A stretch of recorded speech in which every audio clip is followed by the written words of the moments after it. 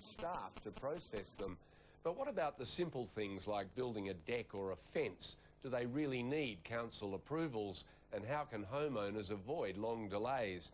Well, Lexi Hamilton-Smith's been looking at busting the red tape. Oh, Jeffrey, remember this fence? I remember. Oh, what nightmares it was. If anyone knows about council red tape, it's the renovation kings, Queensland's multi-millionaire property investors, Paul Eslick and Jeff Doige. When you go and have a look at the rules and regulations the council got, it's an encyclopedia about that thick. How could you possibly know all those rules? Shane Bowring is another who knows how annoying red tape can be. He's made a living out of busting it for clients who've been caught out by council planning rules. They're frustrated, they're very angry, they're peeved at what's gone on, they're totally disillusioned that the council staff don't seem to listen to their concerns and don't seem to help them, and basically they're jack of it. Now, Shane isn't just talking about our biggest council, Brisbane. He gets calls from angry homeowners across the state, all complaining about the same thing. This is a red tape joke, it's bureaucracy gone mad, there's different requirements everywhere. In a recent survey, Shane took a look at the 5 major southeast councils and the regulations they impose when building a deck. He was amazed at the outcome.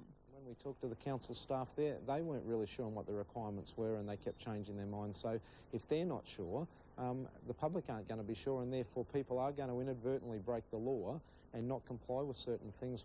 When it came to whether you need approval or not, even that varied, with some officers across the council saying yes, when in many cases it was no.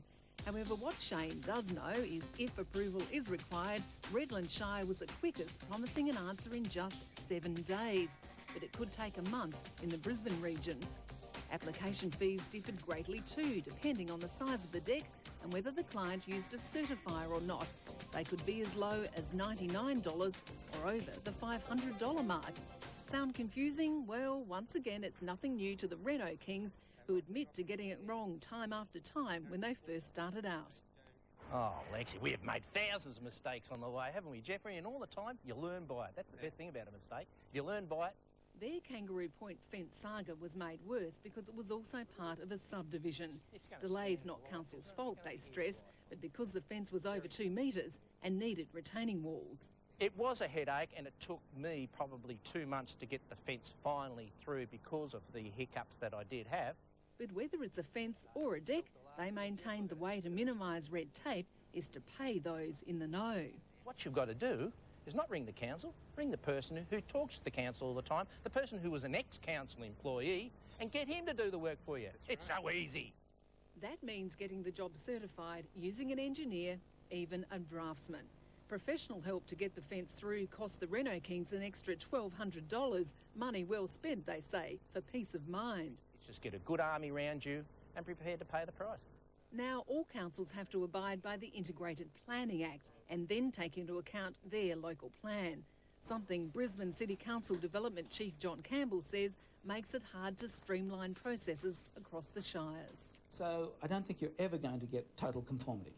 Councillor Campbell admits the building boom has put enormous pressure on councils. In Brisbane, there's been a 60% increase in applications in just 2 years. The phone line's running hot, with renovators unsure if they need approval for work or not. For example, while in the old days, council did have to give building approval for a deck, now it doesn't. It's outsourced that work to a private certifier. But there are exceptions that can cause delays. If you are in a character control area of the city, which is mainly the inner parts of the city, yes, you would need to make an application, and perhaps up to 4 weeks would be fair enough. Councillor Campbell's best advice is the same as our experts. If it's a substantial structure, really getting a self-certifier is the way to go. Now the Reno Kings have come up with a 7-point plan, how to get a hassle-free building approval. The worst thing you can do, they say, is lose your cool. Their tips are available for free via extra@renos.com.au. Yeah, you can bust the red tape. It's just knowing how to do it, who to use, and make sure that you have good information coming to you. Speeding up the process. Well, now for a quick look at a couple of our stories tomorrow. Neighbours' trees that threaten to fall on you and your property. Always we're living in fear that something could potentially happen, and I don't think that's fair. This is my house. when to act, and expensive cleaning products. We have some clever ways to save you money at the checkout. Those stories on Extra tomorrow.